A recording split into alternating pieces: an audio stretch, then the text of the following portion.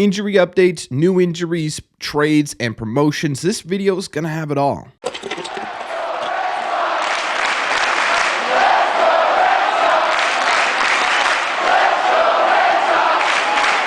What is going on, everybody? Welcome back to Red Seat Radio. My name is Corbin, and in today's video, we're going to be taking a look at all the latest Red Sox news and doing sort of a weekly recap, if you will. Talking about the latest injury news, which includes some really bad news for Garrett Whitlock and some new injury news about Tyler O'Neill. We're also talking about a small trade the Red Sox made yesterday and a promotion that the Red Sox had that could end up being massive in the grand scheme of things. But before we get into that, do me a favor. Make sure you guys have hit that subscribe button if you haven't already. If you're new here, we talk Red Sox content almost every single day. Don't forget, these episodes are also always available on Spotify, Apple Podcasts, anywhere you get your podcasts. You can listen to Red Seat Radio. Either click the link in my description or you can head over to your favorite podcasting app and look up Red Seat Radio. Thank you all very much for clicking on this one. Let's get into it.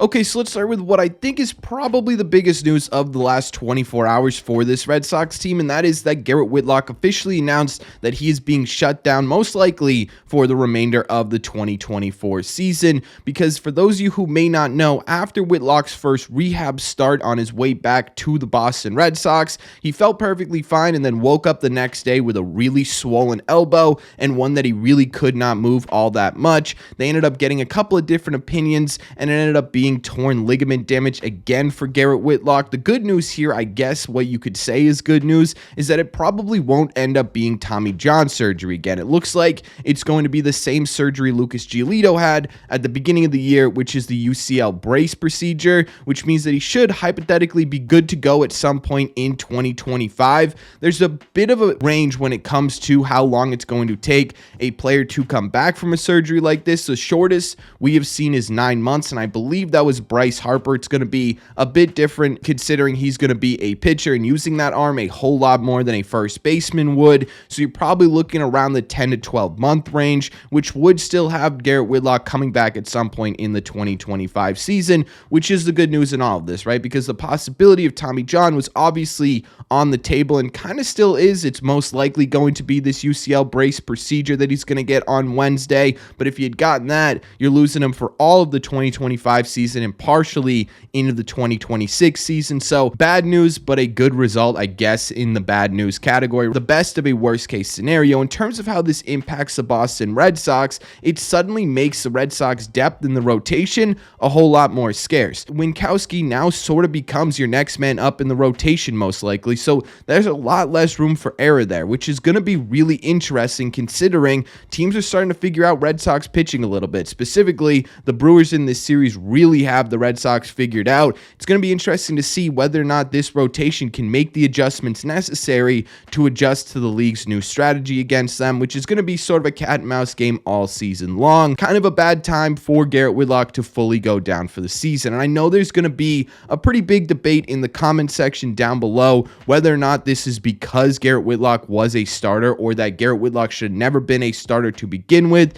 And I think in terms of going forward, Whitlock should be in the bullpen. It makes the most sense. It allows him to stay on the field for the longest period of time. It allows him to be an everyday contributor as opposed to a guy who ends up back and forth on the IL, right? There's less strain on your elbow coming out of the bullpen every couple of days as opposed to pitching 100 plus pitches every 5 days. But what I will say is I absolutely do think it was the right move for the Red Sox to try to allow Garrett Whitlock to be a starter. Specifically this year with a new pitching philosophy, new approach towards pitching, Whitlock was really benefiting. He had a below 2 ERA in 4 starts and really was sort of becoming the pitcher that we all expected him to be. It's tough to sit here and say that it was a mistake to put him in the rotation, although I will obviously give it to you guys that yes, it did not help the injury bug having him pitch every 5 days throwing 100 pitches. So I think going forward, yeah, the best spot for him to be is in the bullpen, but I don't think it was a mistake to try him out in the rotation. Either way,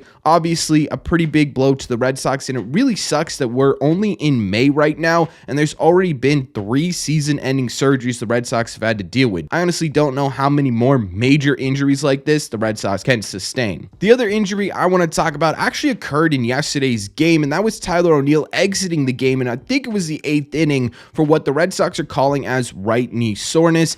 Alex Cora spoke after the game on this injury, talked about it a little bit, saying that it's probably a day-to-day situation right now, nothing that should put him on the IL, which is good news, but it does mean that the Red Sox are probably going to be without Tyler O'Neill for a couple of games going forward. At least I would guess 2 or 3 at this point, probably more like 4 or 5 before he's back into the everyday lineup. For Tyler O'Neill, this is something he's been dealing with for a little bit. After the game saying, quote, "I've been grinding through it for a little bit. Felt it more so on that last swing that I took, kind of coming out of the box. I feel like my cleat got caught or something in the batter's box there, so it didn't feel good." Obviously, injuries are never a good thing, especially for a Red Sox team who couldn't avoid injuries if their manager was the Poe. But for Tyler O'Neill, this might not be the worst thing in the world. He has been on a very cold streak recently. Specifically in his last 4 games, he has 10 strikeouts, including a streak here where he struck out 9 times in a row. In fact, his entire May has been a bit of a cold streak. I don't think anyone was really expecting him to be as good as he was in April for the entire year,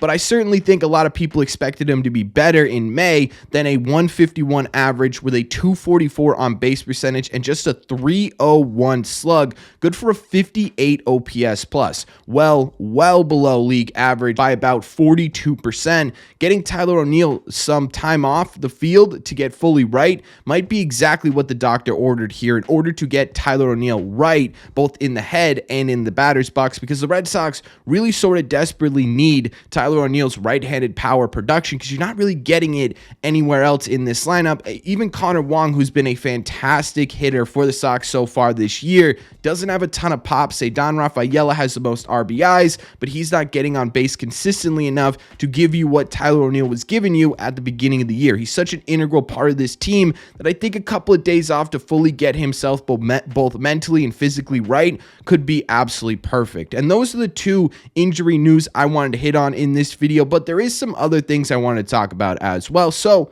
let's talk about them.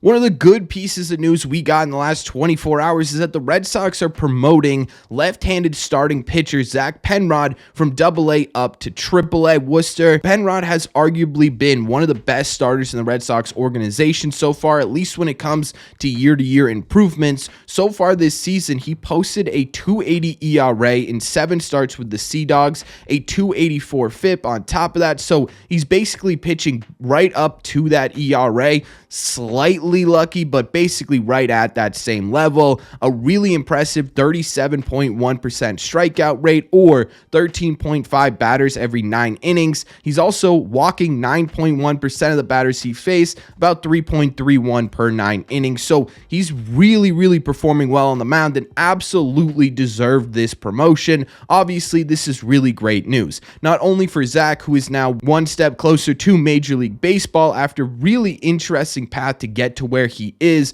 but also for the Red Sox as well. We talked about it when Luis Perales was called up just a couple of days ago, but it's super encouraging to see a lot of minor league pitching prospects take big steps in 2024. We talk about it all the time, but in order to really improve this pitching pipeline and get to a place where you're comfortable with the pitching prospects in your organization, you not only have to add from the outside, but you need to improve the players you already have in the organization, and Zack Penrod's improvements from a year-to-year basis are exactly what we're talking about here. And like we mentioned when we were talking about Whitlock, right now the Red Sox are kind of in a scarcity a little bit when it comes to starting pitching. If one guy goes down, you're looking at Winkowski being in the rotation. Then from there, it's a bit of a mystery. Richard Fitz isn't really ready for Major League Baseball. Justin Hageman still getting ready here. Jason Alexander. You got guys down there. They just aren't fully there yet. However, this promotion of Zack Penrod leads me to believe that that sort of depth is coming for this Red Sox team.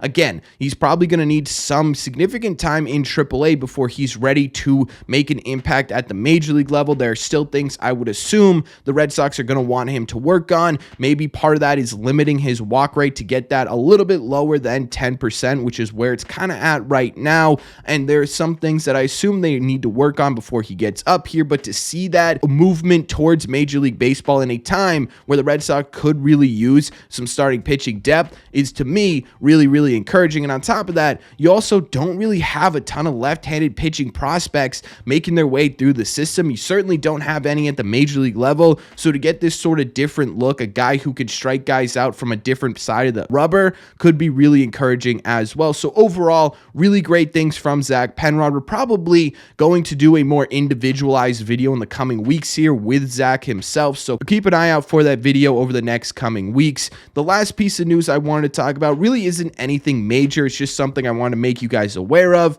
And that is that yesterday, the Red Sox completed a trade with the New York Mets in sending Pablo Reyes to the Mets in exchange for cash considerations. Obviously, because Pablo Reyes was removed from the 40-man IL, cleared waivers and all that good stuff, they probably wasn't going to be making an impact at the major league level over the coming weeks or months at all for the Red Sox. So this, again, really isn't that big of an impact move. I just wanted to make you guys aware that Pablo Reyes is no longer in the Red Sox organization. The reign of a Pablo Red Sox is officially over. There were some good times with Pablo in this organization, especially last year when he just exceeded every single expectation put on the table for him. Certainly regressed towards the mean in this season, and obviously I think it was right for the Red Sox to move on when they did from Pablo, but it's still kind of sad to see him go. I really like the personality on the team. Either way, that is the trade I wanted to talk about in this video. So that's sort of everything going on with the Boston Red Sox right now. Let me know in the comment section down below. One, what do you think of this video format? A sort of wrap up of all the injury news and all the news in general about the Sox, as opposed to an individualized video about every single one.